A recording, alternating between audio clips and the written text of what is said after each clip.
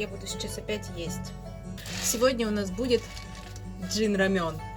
Не острый. Это уже корейская лапша.